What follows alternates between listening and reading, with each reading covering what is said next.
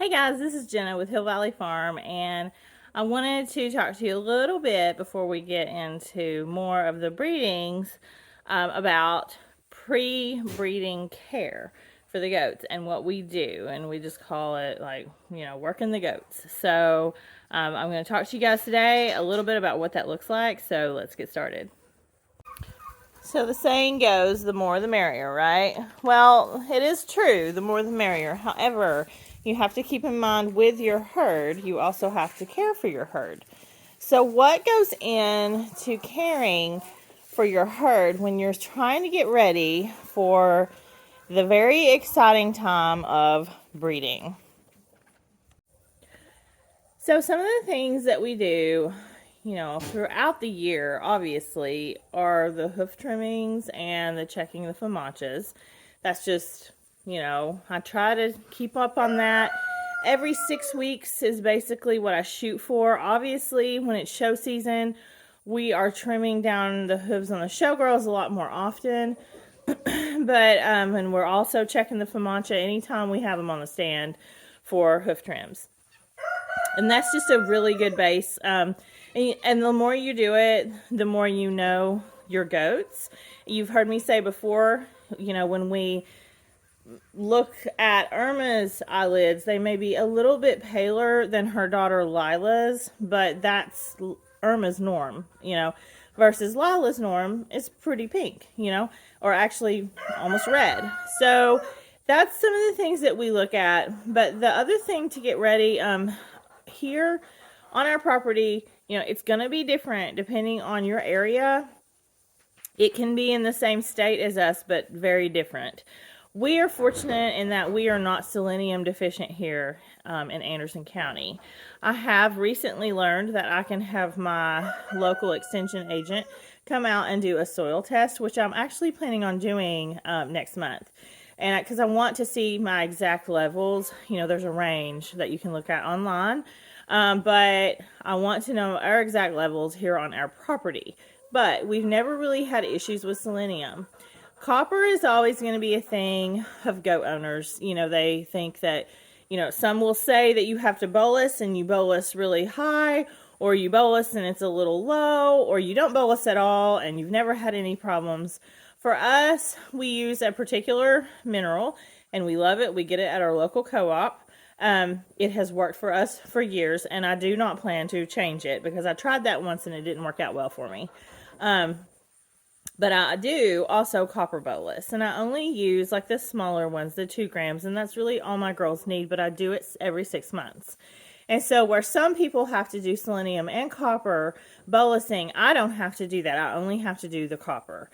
So we get them on the stand, and my typical time that I like to do things like that is September and March. Those are my months. However, I was a little later in the spring just because of all the kids that we had born, and I got a little behind, so I did a lot of them in April this year. Most of them, almost all. And so I'm doing everyone in October. It's not really because, let's do it in October because it's been 6 months. I would have done it in September, but the show season was super busy for us. So it's been 6 months since they were copper bolus. So this week I focused on getting every single girl that we own, every doe, doesn't matter if she is retired or I'm breeding her or she's a kid. I get her on the stand. I look at her feet. I trim her hooves. I check her FAMACHA. I look her over. I feel her.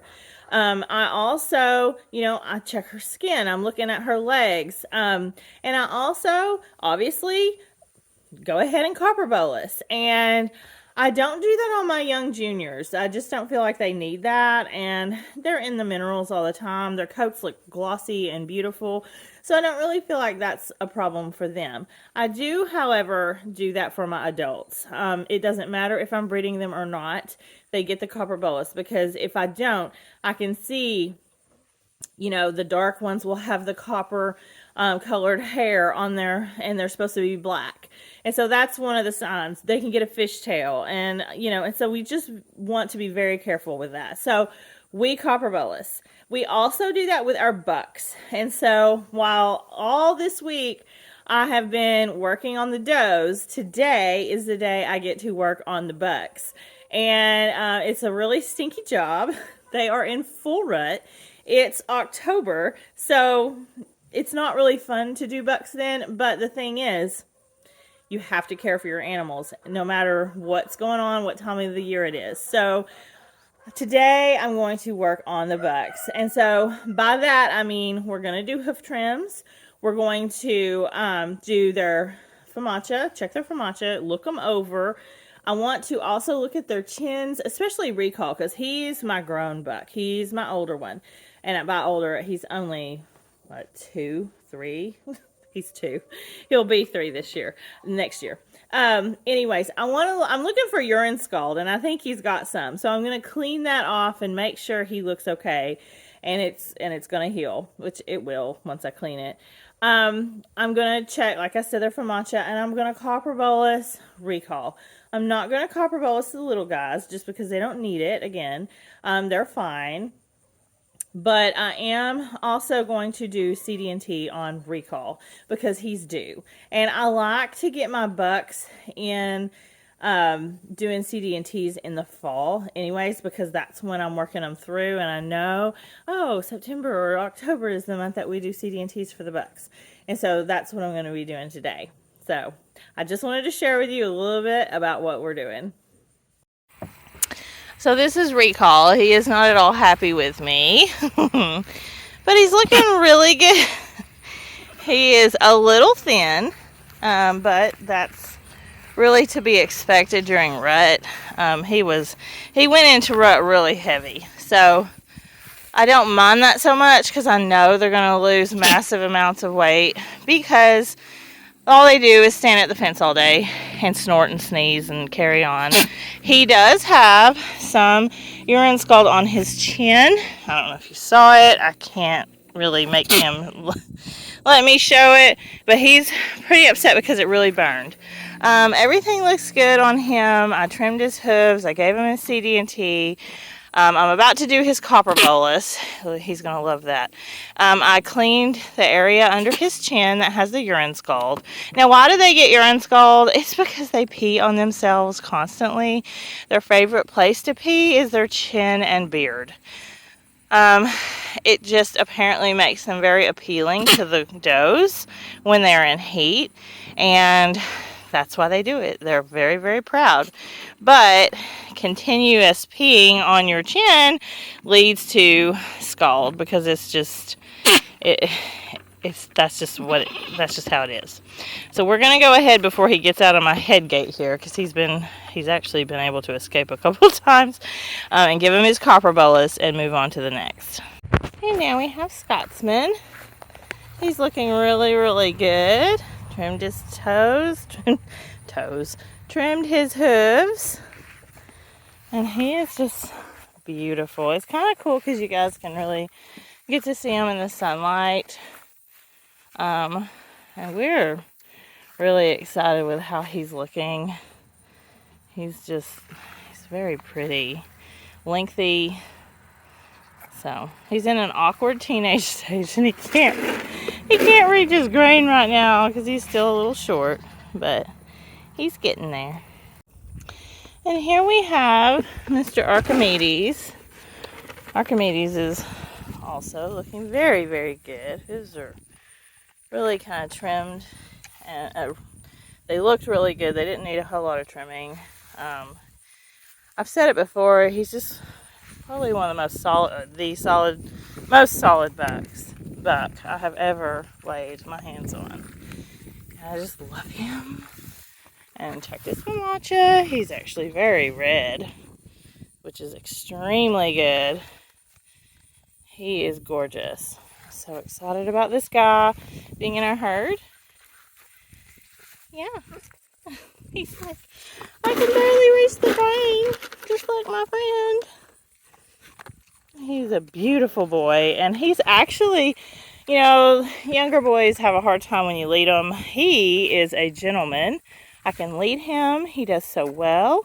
So we're actually going to get off here and practice setting him up before I put him and trade him out for, last but not least, Legend.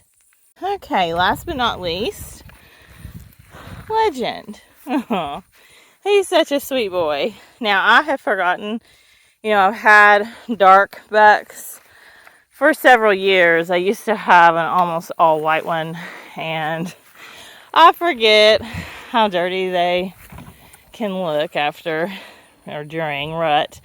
So he's dirty, he needs a bath, but it's too chilly at night to do baths this time of year, and he's getting his bangs. He's like, don't touch me. He looked really good. Did need a hoof trim, but not too bad. They're just fine. They look great. And Famacha's excellent. So we are done with this guy. So we are done with the bucks. So that's that with the bucks. They all looked really, really good. I'm really, really happy with how the juniors are growing out and how the bucklings are. And so I'm really excited about what they're looking like and how they're growing. They, obviously are dirty. It's rut. I'm going to keep an eye on Recall's chin underneath about the scalding, and just continually wash it, clean it. It was just really crusty. I got all the crustiness off, cleaned it really good, and I used chlorhexidine. It's just what was recommended to me, and I've used it before, and it works great. And of course it's diluted, but it does work really, really well. So that concludes the work that we had to do with all the goats this week, and making sure that they are in tip-top shape. Obviously, I've bred some before I did all this, or was able to, but earlier, like the ones that I had bred, I had gone ahead and copper bolus and everything. So I didn't do everyone this week, but I did majority. So anyways, thank you guys so much for watching. Be sure to subscribe and hit the notification bell, and also hit the thumbs up button. That actually helps us more than you know. So thank you so much for watching, and we'll see you guys next time. And until then, I hope you guys have a great and awesome Goat Field Day.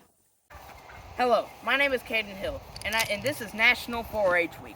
I am part of projects such as the Goat Project and Chick Chain Project. If any of these projects appeal to you in any way, please call your local 4-H agent.